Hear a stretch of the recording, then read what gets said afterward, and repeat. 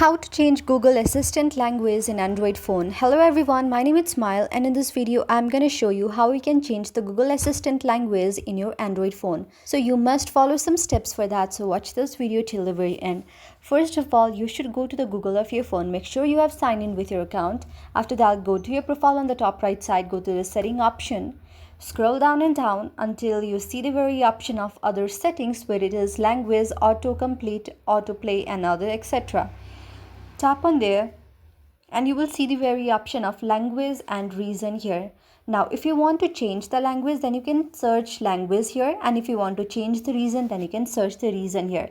After searching for that, you can just follow it and then you are done. Your language and region will be changed as you want it to.